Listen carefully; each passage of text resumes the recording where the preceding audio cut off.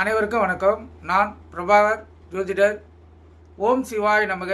சிவசக்தி திருச்சிற்றம்பலம்.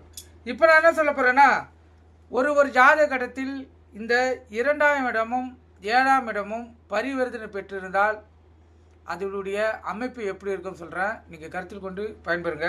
இப்போ 2-7 லான் போட்டிருக்க லக்குனம், அது 2ஆம் இடத்துல லக்குனத்திலிருந்து 2ஆம் இடம், அது குடும்பஸ்தானம், அதுதான் குடும்பத்தை வாழ வைக்கிறது.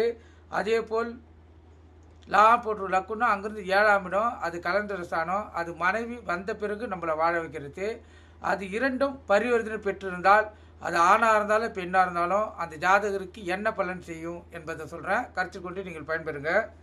இப்போ 2-7 பரிவர்த்தனை பெற்று பலமாக அமைந்து விட்டால் கூட்டு தொழிலில் அதிக பணம் அந்த ஜாதகருக்கு வரும்.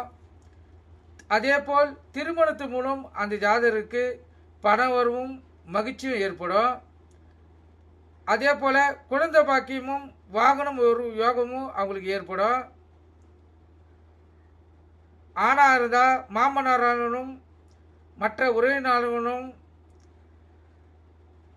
அவருக்கு சங்கடங்கள் ஏற்படுத்தும் இந்த அமைப்பு. 2ஆம் அதிபதி திசை 7ஆம் அதிபதி புத்தியில் அல்லது 7ஆம் அதிபதி திசை 2ஆம் அதிபதி புத்தியில் உடல்நல பாதிப்பு அந்த ஜாதகருக்கு ஏற்படும்.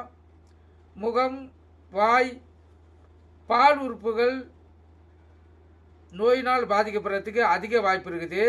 அதேபோல் ஏற்றுமதி இறக்குமதி வியாபாரம் அந்த ஜாதகருக்கு நல்ல பலனை தரும். கருத்தில் கொள்ளுங்கள். 2-7 பரிவர்த்தனை பெற்றால் இந்த அமைப்பிலேயே அந்த ஜாதகருக்கு அமைப்பு ஏற்படும்.